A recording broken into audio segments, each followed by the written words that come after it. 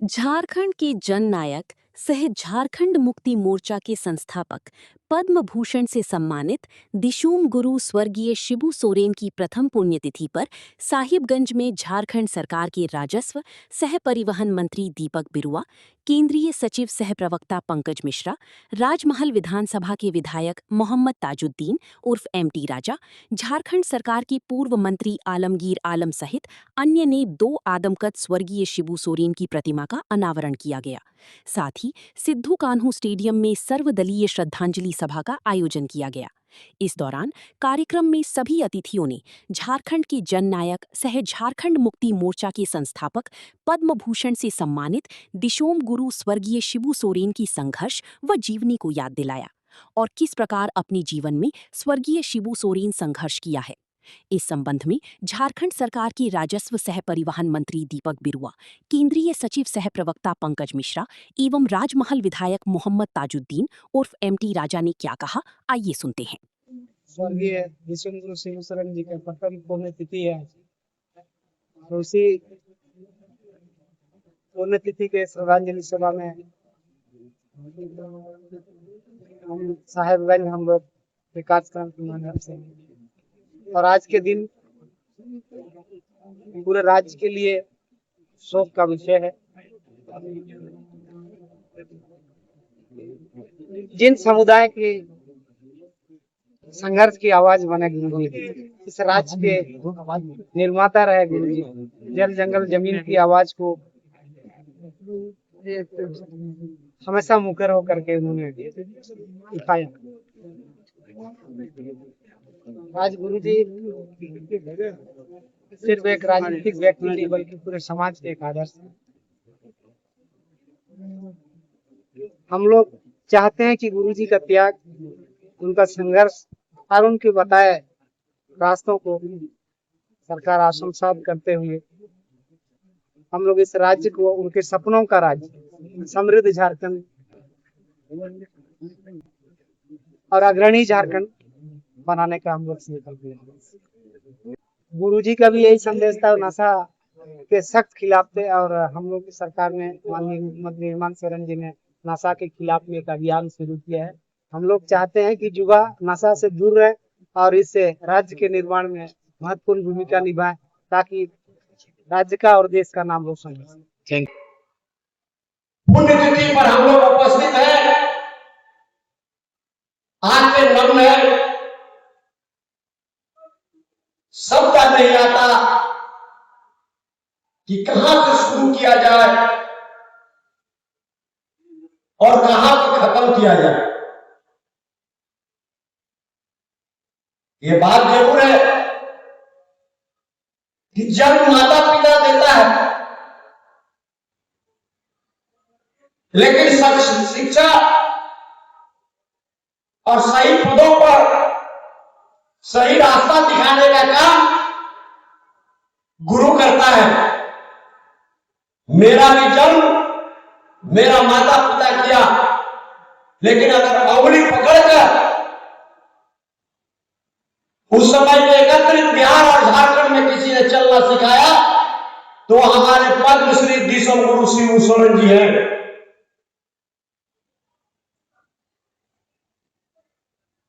शिबू सोरेन जी भी वो भी पाठशाला जाते थे, वो भी स्कूल में पढ़ते थे, लेकिन शायद वो 8वीं 9वीं क्लास में ही थे तो कैसा मोड़ आया कि महाजनों ने गुरु जी के पिता की हत्या कर दी। गुरु जी ने अपने पिता को बदला लेने के लिए नहीं, गुरु जी ने देखा कि पूरा झारखंड महाजनों से घिरा हुआ है, इसलिए उन्होंने महाजन के प्रति लड़ाई लड़नी शुरू की और पहला लड़ाई गुरु जी शिरू से आंदोलन से शुरू किए थे वर्ष 1965-70 के दशक में, जिसका नाम था धन कटनी आंदोलन। माने जिसकी जो जमीन है, और अगर जमीन को महाजनों द्वारा जबरदस्ती धान रोपा कर दिया गया,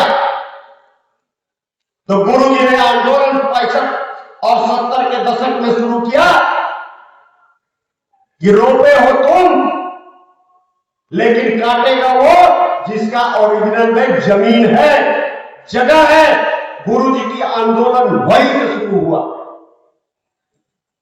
और ये आंदोलन धीरे धीरे धीरे धीरे पूरे झारखंड में, उसमें एकत्रित बिहार था, चाहे झारखंड हो, चाहे बिहार हो, चाहे बंगाल हो, चाहे उड़ीसा हो, इसकी छाप पड़ने लगी। और गुरु जी ने एक बहुत बड़ा आंदोलन वहां से शुरू किया। इसके बाद 4 फरवरी 1972 में गुरु जी ने एक पार्टी का गठन किया, जिस पार्टी का नाम हुआ झारखंड मुक्ति मोर्चा। और इस पार्टी का गठन करने का उनका उस समय का मेन उद्देश्य था,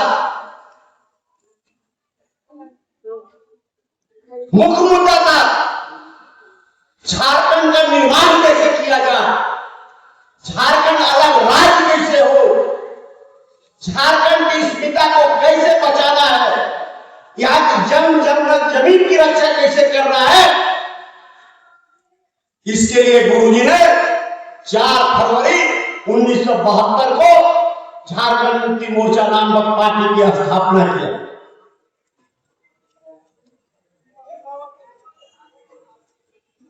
गुरु जी का आंदोलन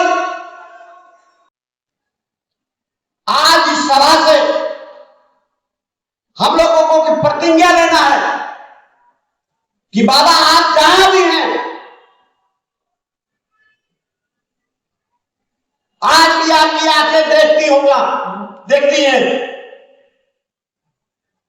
पहले के जमाने में भी हम लोग सुना करते थे या देखते थे कि एक दिन में हेलीकॉप्टर नहीं था, बाबा मोटरसाइकिल से या 4 चक्का से एक दिन में 4-4, 5-5 को सभा करते थे। कभी साहेबगंज तक बोकारो, तो रामगढ़, तो गोड्डा। आज भी बाबा देख रहे हैं। आज उनके श्रद्धांजलि सभा में मैं यही कहना चाहता हूं कि आप जहां भी हैं, आपकी निगाहें झारखंड राज्य पर है, और आपकी निगाहें झारखंड राज्य में झारखंड के लोगों के प्रति रहना भी चाहिए। जैसे आप स्नेह प्यार पहले दिए थे, आज भी आप जहां बैठे हैं, आपका स्नेह, आशीर्वाद और प्यार आज भी मिलता रहे। लेकिन हम लोग भी बोलते हैं कि आपके बताए हुए पद चिन्हों पर ही, आपके बताए हुए रास्ते पर ही हम लोग चलने का काम करेंगे। गुरु जी का आत्मबीती सुनाने में हमें लग रहा है कि निश्चित रूप से कमी रह जाएगी।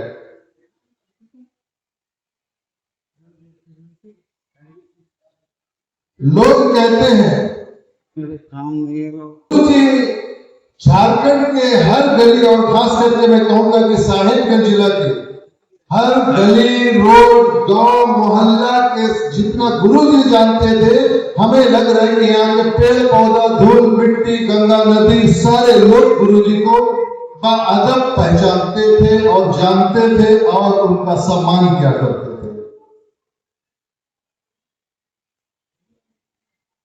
आज का कार्यक्रम बहुत सारे जिलों में है, राज्य का। मैं साहेबगंज जिला का ही बात करना चाहूंगा कि बहुत सारे यादें जुड़ी है गुरु जी का, और मैं अपने तमाम साथियों को यह कहना चाहूंगा कि जो दिशों गुरु ने आपको ये झारखंड वध दिया है। अभी हमारे पूर्व विधायक गुरु भगत साहब कह रहे थे कि वो क्या है, आप भी जानते हैं कि वो क्या है। हम यही कहेंगे कि जो गुरुजी जो रास्ते में चलना सिखाए हम लोगों को, और सभी वर्गों का, उनके पास कोई जाति धर्म अमीर गरीब नहीं हुआ करता था। वक्त कम है पर मन नहीं मान रहा है। 2-3 मिनट के अंदर अपनी बातों को मैं कोशिश करूंगा खत्म करने का।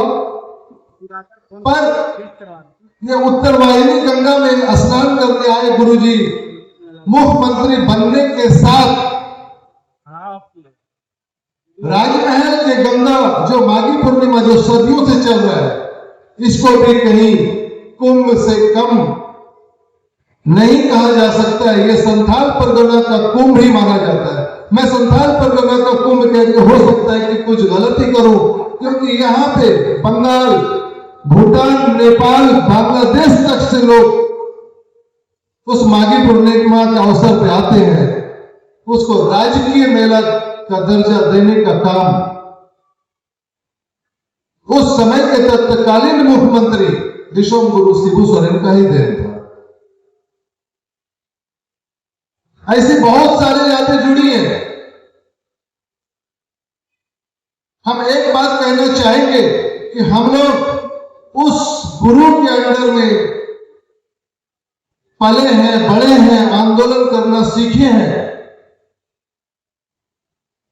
बस मैं यही विनती करूंगा अपने तमाम साथियों से कि उनका जो राज्य लेने का मेन मकसद है वो आप सभी बखूबी जान रहे हैं।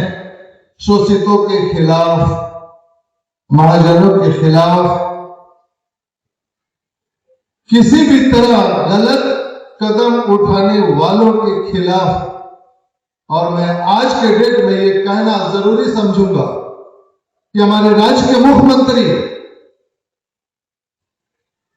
राज्य के तमाम प्रशासनिक पदाधिकारी, राज्य के सभी लीडर्स और खास करके साहिबगंज जिला के प्रशासनिक पदाधिकारी दिन रात एक किए हुए हैं नशा से परहेज करने का।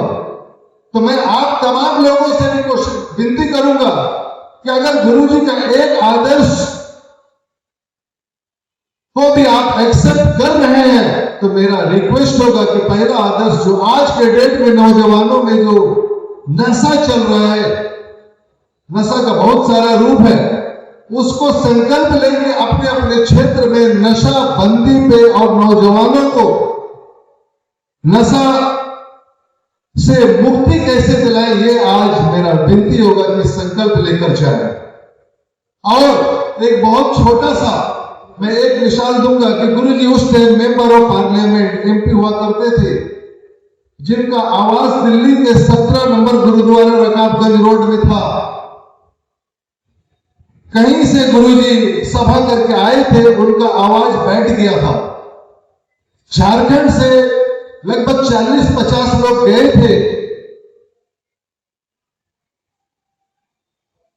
हम लोग देखे कि गुरुजी का काफी तबीयत खराब है,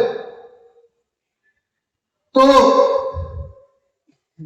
हम लोग लोगों को कुछ गुरुजी का तबीयत खराब को देखते हुए लोगों को कह दिए कि गुरुजी नहीं है, कोई भी समस्या हो हम लोगों के सामने रख दे, हम लोग निश्चित रूप से निदान कर देंगे और आपके संदेश को गुरुजी तक जरूर पहुंचा देंगे। ये बोलना था, पीछे से गुरुजी कान के जड़ में आके हल्का सा चाटा लगाए और वो बोले। जैसे वो सामने आए पब्लिक के बीच में तो हम लोग थोड़ी देर तो शर्मिंदा हो गए। फिर समझाए कि बेटा ये झारखंड से आए हैं शोषित लोग, मेरा आवाज अगर नहीं निकल पाता है तो वो हमको देख के सबर कर लेंगे। बाद में गुरुजी बहुत लंबे टाइम से समझाए कि वो लोग हमको देख लेंगे, एनर्जेटिक होके स्वस्थ होके वापस झारखंड चले जाएंगे। तो मेरा ये भी कहना है कि गुरुजी के आदर्श पे चल के, उनके बताए हुए रास्ते पे चलकर अपने लोगों का, अपने कार्यकर्ता का, अपने तमाम लोगों का मान सम्मान करते हुए उनके रास्ते पे चलने का कोशिश करें। फिर से धन्यवाद देना चाहेंगे।